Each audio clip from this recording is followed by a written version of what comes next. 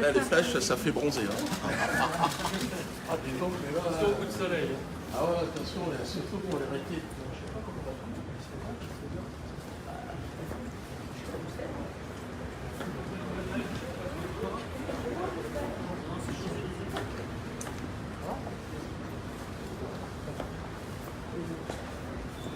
Ah ouais, ça pardonne pas, effectivement.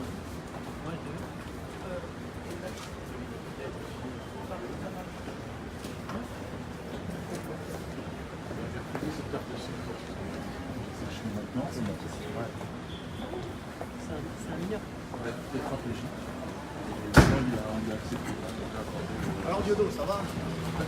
Bien? T'as pas mis l'ananas aujourd'hui? Non, aujourd'hui, je suis venu sans ananas. D'accord. Bah, oui, c'était hier. Alors, mais par rapport à la communauté juive, pourquoi s'attaquer à la Shoah, Diodo? Alors, ça, c'est une question, il faut... Est-ce que c'est aujourd'hui qu'on va en parler? Non. Tu es juif, toi? Je suis juif, Tu fais partie de cette communauté? je fais partie de cette Ah bah, communauté. c'est formidable, j'ai envie de t'embrasser, de Ouais, te bien. dire que, bah ouais, regarde. Et puis si des il gens... faut pas s'en prendre aux juifs Écoute-moi, comme ça, si sur des la gens, Shoah. si des gens ont été choqués, heurtés Tu par peux les t'attaquer à propos... qui tu veux, mais pas à la Écoute, Shoah, mais Diodo. oui, donc si des gens ont été heurtés par mes propos, choqués, je m'en excuse.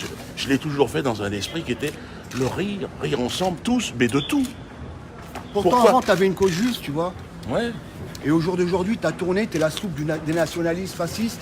Pourquoi, Diodo? c'est comme ça que tu vois ça. Alors moi, je te dis, si toi, t'as été choqué, si tu Moi, je suis trouves- choqué, je viens te voir tout seul. Ben oui, c'est super. Et pas derrière un clavier, je viens pas t'insulter. ouais, et moi, je viens je de suis face à- parler. et moi, je suis je face à comprends toi. pas pourquoi tu as tourné. N'insulte pas les morts, s'il te plaît. Mais non, j'insulte pas. D'accord. Jamais je n'ai insulté les morts. J'ai peut-être parlé de l'instrumentalisation de certains par rapport à ce qui s'est passé dans l'histoire, mais jamais je n'ai insulté les morts. Et si toi, par rapport à ton histoire, tu as été choqué par mes propos, je m'en excuse devant toi. J'accepte tes excuses. Et droit dans D'accord. les yeux. Voilà, ben, merci Voilà. à toi, Diodo. D'accord? Courage.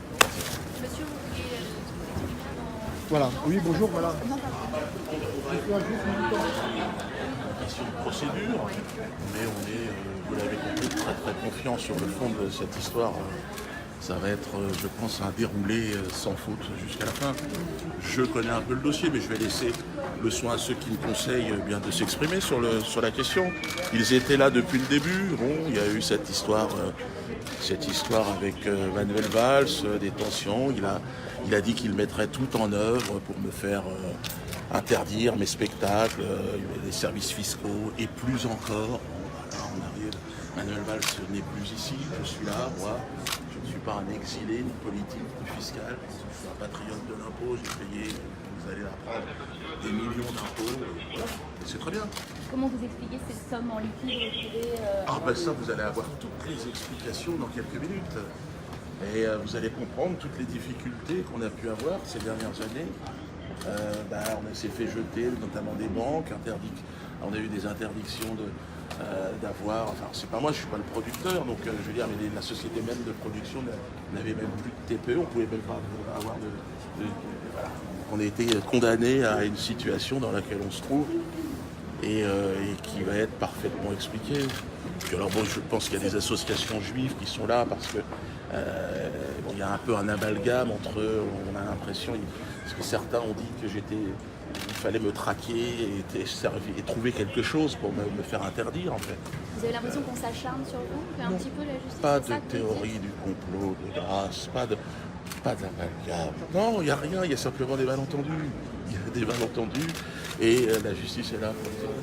C'est pas la raison que j'ai d'être encore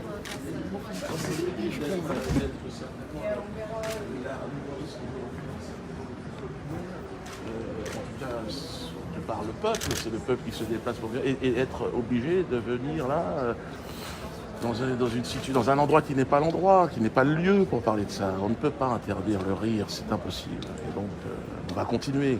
Et cette fin de semaine, moi, je serai là pour faire rire les gens, partout, tout le temps, en fait. Hein. Et là, en fin de semaine, pour ceux qui sont vers Besançon, Metz et Strasbourg, j'arrive, je suis là. Ils me demandent, Dieudonné, est-ce que tu seras là? Oui, je serai là. Mais là, on vous accuse de choses quand même qui vous font encourir des peines lourdes. C'est pas tellement drôle. Vous n'êtes pas là dans le registre de l'humour ici. Mais on est là Manuel Valls avait dit qu'il allait mettre tout en œuvre. Donc, il a effectivement mis tout en œuvre. Il y a des choses qui... mais tu sais, des peines lourdes, là, pour les Français aujourd'hui, vivre ici, c'est une peine lourde. Donc, vos peines... Vous me parlez de peines lourdes. Vous travaillez pour BFM TV, formidable. Le peuple vous déteste. C'est-à-dire que vous ne pouvez... Ça, c'est votre façon de voir les choses. Mais écoutez, vous sortez dans la rue, dans les manifestations des Gilets jaunes, vous êtes obligé de partir en courant. C'est pas de ma faute. Non, mais ça, vous avez mais une pourquoi vision mais pourquoi des choses. Mais vous pourquoi parlez des Gilets jaunes, mais on n'est pas détesté de tous les Français. Mais en tout cas, quand vous sortez dans la rue avec votre micro, là, vous êtes face à un homme raisonnable. Moi, j'ai rien contre vous. Je pense simplement que vous êtes subventionné et que vous n'avez pas de public. Vous êtes imposé. Vous qui me dites pas de théorie du complot. Ben, vous êtes subventionné. Vous ne gagnez pas d'argent. Subventionné par qui? Eh ben, vous le savez mieux que moi, c'est celui qui vous paye. Mais enfin, vous faites semblant d'où vient l'argent. Non, mais d'où vient l'argent? Mais non, mais on va pas arrêter. Parce que vous êtes en train de me dire pas de théorie du complot pour commencer, et puis vous parlez de ça après. Mais non, mais je dis simplement que vous travaillez pour les intérêts du propriétaire de cette je sais pas ce que c'est. De cette chaîne qui est née sans appartenir à ce propriétaire-là. Donc qui a été racheté récemment par ce propriétaire dont vous parlez. Ah ben je donc sais pas. Vous ne pouvez pas penser que BFM est né des fondements de quelque chose qui est d'abord BFM contestable. Sert les intérêts de celui qui est propriétaire de cette chose. On est libre dans les propos qu'on tient sur BFM. De toute façon, on ne fait pas le procès BFM. Ah ben pour moi si, vous allez voir. Parce que BFM a fait partie de ces éléments lyncheurs. Vous avez donné une vision de ce que j'étais, de qui j'étais. Là, vous vous intéressez à des sommes en liquide, de l'argent. Vous essayez... C'est pas nous, c'est la justice. C'est qui vous? C'est la justice. Ouais, mais regardez, vous me tendez un micro et vous me parlez d'argent et de sommes en liquide. Oui, c'est pas moi qui l'ai fait. Aujourd'hui. Mais oui, mais c'est donc bien, c'est un intérêt pour vous. Cette affaire représente un intérêt. Comme toutes les affaires de justice jugées en France aujourd'hui. Bien sûr, et c'est pour ça que je vous dis que vous êtes, j'ai rien contre vous. Vous me tendez un micro avec marqué BFM. Je dis ce que vous savez bien ce que vous faites. Parce que ce micro, vous ne pouvez pas le tendre dans la rue aujourd'hui. C'est pas vrai. Je travaille pour BFM depuis 12 ans et je tends ce micro tous les jours. Est-ce que vous pouvez aller dans la manifestation des Gilets jaunes, comme ça? Ça dépend des Non, endroits. madame, vous ne pouvez pas y aller. C'est dangereux pour vous. C'est dangereux. Et vous trouvez ça bien que non. ce soit dangereux pour nous? Mais interrogez-vous. Interrogez-vous. Eh ben, je pense vous ne représentez pas le peuple. Vous parlez au nom du peuple et vous ne le représentez pas. Des idées justement c'est vous qui véhiculez des questions qui sont à l'origine du malaise. Vous n'êtes pas responsable. Voyez, à l'origine des moments regardez, de tension. vous êtes en train de me dire que je suis à l'origine des tensions. Vous avez un micro marqué BFM. Non, mais vous êtes en train de m'accuser d'être à l'origine de certaines tensions. Je vous accuse de rien. Moi, je vous accuse pas non plus, vous personnellement, mais BFM TV est à l'origine des tensions qui se passent en diffusant des informations fausses. C'est votre façon de penser. Et surtout en servant les intérêts de son propriétaire. Je donne la parole à tout le monde. Eh ben, moi aussi. Et je vous réponds.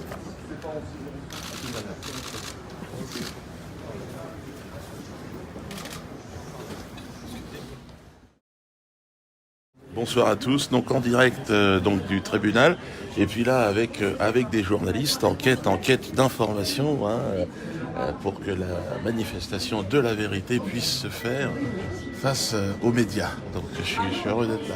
Vous nous avez dit hier que justement on aurait des éléments de réponse et oui. de lumière. Oui. Et finalement, vous avez gardé votre droit au silence. J'ai exercé un droit. J'ai exercé mon droit. Nul ne peut me contester le droit de garder le silence. D'ailleurs, la présidente m'avait dit que je pouvais garder effectivement le droit au silence. Alors, je pense que c'est sur les conseils de mes avocats et je suis convaincu qu'ils avaient raison. C'est-à-dire que là, on a balayé toutes les questions et puis maintenant, on va y répondre. Vous allez conserver et exercer ce droit au silence dans les prochains jours ou si vous voulez, comme elle l'a bien précisé, c'est quelque chose de très précis, la fiscalité. On n'est pas comme habituellement, et je réponds volontiers d'ailleurs quand je suis à la 17e et que j'ai à parler de mes spectacles, à interpréter des sketchs. Là, c'est très précis, c'est déclaré, c'est pas déclaré, voilà. Et donc là, comme nous avons toujours été suivis, et moi en tant que personne, et la société également, et sa gérante, donc tous les avocats qui sont là vont avoir à expliquer leur travail sur toutes ces années. Et donc et je crois que il y a une histoire qui s'est construite qui a été une histoire très politique. On était en train de parler des vidéos, je crois que ce serait intéressant que vous les voyez. Et puis après, les réponses vont arriver. J'ai lu, moi, le dossier, je fais partie de ceux qui ont lu les conclusions. Et je suis extrêmement optimiste sur la fin, puisque toutes les réponses, toutes les questions qui nous ont été posées avaient une réponse extrêmement précise dans le dossier. C'est ça qui est incroyable. Mais vous n'avez pas envie de vous exprimer devant le tribunal, de vous expliquer? C'est un choix de défense lorsque l'on veut être précis et raffiné, c'est de ne pas laisser la place à l'interprétation. Là, on n'est pas, je commande pas un spectacle, je commande pas un texte ou une blague. Là, on parle de choses réelles, factuelles, des comptes, des déclarations, des chèques, des mouvements d'argent. Eh bien, là, il y a des explications qui ne sont pas de l'ordre de on va parler. Laissons les professionnels, les juristes et notamment les avocats fiscalistes qui ont, et on est très très optimistes puisque là, ils ont entendu les questions et que toutes les réponses sont évidemment dans le dossier. Mais le dossier, il a conduit le juge d'instruction à vous renvoyer devant un tribunal. Alors, renvoyer, ou va-t-on être renvoyé devant le juge d'instruction pour un complément? On va voir tout ça. Et je ne sais pas, parce qu'effectivement, s'il faut... En tout cas, les conclusions sont claires. Elles nous donnent vraiment une possibilité d'espoir extraordinaire. C'est que maintenant, on connaît les questions et qu'on a donné toutes les réponses. Donc, j'ai envie de dire, l'acquittement est en bonne voie. Quoi comme genre de questions? Comme genre de questions, c'est-à-dire? Qu'ils ont posé? Ils nous ont posé tout un tas de questions très précises et je crois que c'est pour ça que c'est intéressant, c'est-à-dire qu'il y a une volonté de la part de ce tribunal d'être resté sur le fiscal, sur les choses extrêmement, ne pas déborder. Et c'est vrai que pour ça, on a, nous, un conseiller qui est extrêmement précis et qui va donner toutes les explications. Encore une fois, il aurait fallu que vous ayez eu accès aux conclusions, ce qui est le cas du tribunal. Là, en tout cas, ils ont donné leur version et je comprends qu'ils aient tout un tas de questions. Mais ce qui est étrange, c'est qu'il n'ait pas lu pour l'instant encore les conclusions de mon avocat, puisque toutes les réponses, sans aucune exception, sont dans le dossier. Il y avait aussi des questions qui n'étaient pas fiscales, qui étaient sur votre organisation de la société de production de vos spectacles et sur la billetterie, notamment peut-être une comptabilité parallèle. Ça non plus, vous n'avez pas voulu répondre. Ah si, évidemment, vous imaginez bien que les réponses sont évidemment dans le dossier. Et alors, j'ai pu, ce qui va être intéressant lundi, c'est avec la diffusion également d'images, c'est qu'on voit en réalité la réalité des choses. Là, on est dans une sorte de supputation, de doute, d'hypothèse. Et puis lundi, on va rentrer dans la réalité. Et la réalité, on aurait pu avoir des questions auxquelles on s'était dit « Ah, effectivement, là, on ne peut pas répondre » mais toutes les questions qui ont été abordées, elles avaient une réponse et elles sont déjà dans le dossier. Donc ça, on est très, très, très optimiste et enthousiaste finalement. Vous avez pris des notes pendant la lecture du rapport d'enquête. Oui. Qu'est-ce que c'était que ces notes? C'est des incohérences que vous avez relevées? Oui, c'est-à-dire que ce qui était étonnant, c'est qu'il y a eu énormément d'erreurs. Elles seront développées maintenant de la part du parquet notamment. Vous allez voir que le parquet a été condamné en plus de ça à verser notamment à la société de production de la plume une certaine somme d'argent mais c'est pas à moi de le dire puisque il faut encore une fois être précis que moi ma précision elle est sur scène. Donc ce qui était vraiment intéressant, c'était de voir que le parquet a eu dans la procédure il y a une énorme erreur. Vous l'avez certainement noté, c'est-à-dire qu'on est visé non pas une SARL mais une SA. C'est une autre désignation. Et ce qui était amusant, et je notais avec beaucoup d'amusement, le parquet dit oui, c'est une erreur, c'est simple, on a fait une erreur, c'est l'ordinateur qui ne marche pas. Bon.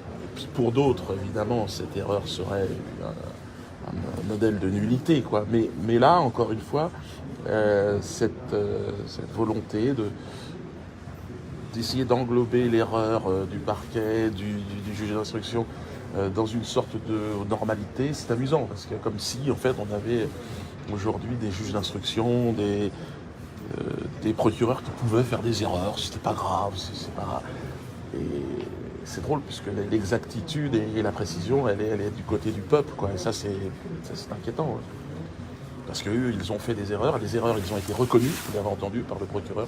Nous avons fait des erreurs, nous avons fait une erreur. une erreur importante, mais c'est une erreur. Mais rien. Et sur les sommes qui ont été évoquées, notamment sur l'argent liquide qui aurait été retrouvé chez vous. Ah bah ouais, ça tout est expliqué. D'ailleurs, ils ont commencé l'explication et il semble qu'il n'y ait absolument aucun débat, puisque et du côté de la partie civile, et du côté du procureur, et du côté du juge, et du côté de nos avocats, tout le monde dit que c'est l'argent des recettes du spectacle.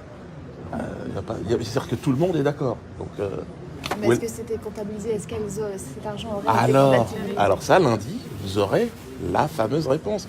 Est-ce que ça a été déclaré, comptabilisé? Est-ce que des impôts ont été payés dessus? Je vous laisse le surprise. Donc lundi, vous allez répondre aux questions. Ah ben lundi, vous allez avoir toutes les réponses, mais elles vont vous être données par ceux qui ont déclaré les choses, signé les choses. Moi, encore une fois, je ne suis pas gérant de cette société, donc je ne fais que commenter des gens qui nous ont montré, expliqué comment ce dossier était en train de se mettre en place. Ça va être formidable. Alors c'est vrai que lundi, ça sera un jour intéressant. Et puis peut-être que Europe 1, France Inter, RTL, des belles étiquettes, dites donc, hein, d'un autre âge, d'un autre temps. Mais bon, vous êtes toujours là. Je suis surpayé avec des queues de cerises, mais bon. C'est pas les considérations. Ouais, c'est ça. Non, mais moi, j'encourage les gens qui ont envie aujourd'hui de tendre des micros comme ça, de le faire sur Internet et non plus servir les intérêts d'enseignes dépassées par ce qui est en train de se passer.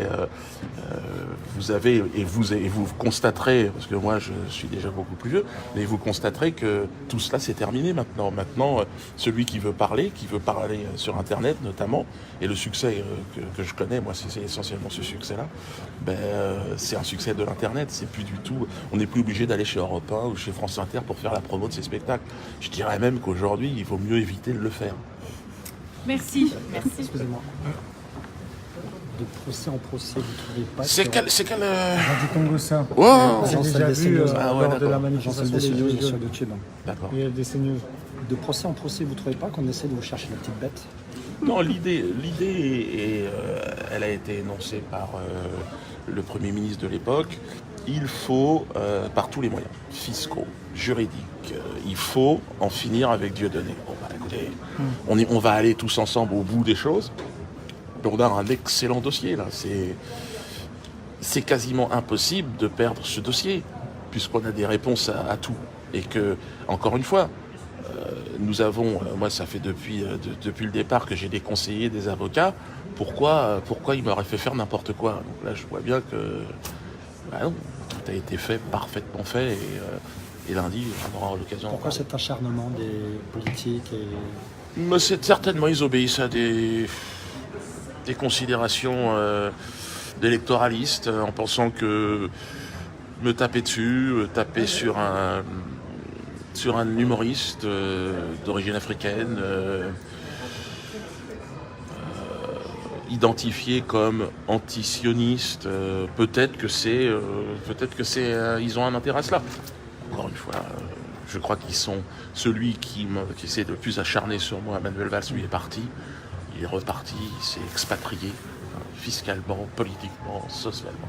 Bon, voilà, la réponse elle est là. Moi, je suis un patriote de l'impôt, j'ai payé plus de 2 millions d'impôts dans ce pays, j'ai absolument pas à rougir, quoi. Selon vous, ils ont perdu carrément leur humour? Selon moi, il y a une limite à la liberté d'expression, il y a une limite aujourd'hui dans ce pays à l'accession à la dignité, parce que c'est ça que les Gilets jaunes demandent simplement à vivre dignement. Eh bien non. Aujourd'hui, c'est impossible. Et alors j'ai été, par la force des choses, l'élément révélateur de certaines injustices. Aujourd'hui, je suis devant la justice. Qu'ils fassent ce qu'ils ont à faire. Encore une fois, on est très fort. Quels étaient les éléments d'injustice? Éléments d'injustice. L'injustice, c'est déjà qu'on n'est pas le même espace de liberté d'expression pour moi dans ce pays. Et puis l'injustice pour le peuple, c'est de ne pas pouvoir vivre dignement de leur travail. Et puis plus largement, après, l'injustice, c'est de ne pas pouvoir choisir un monde dans lequel on vit librement, un monde dans lequel on a envie de participer. Aujourd'hui, les gens sont, malheureusement, vous voyez avec ces jeunes gens qui tendaient des micros des médias d'un autre âge, quoi. C'est fini tout ça, c'est terminé, mais ces médias s'accrochent. Voilà.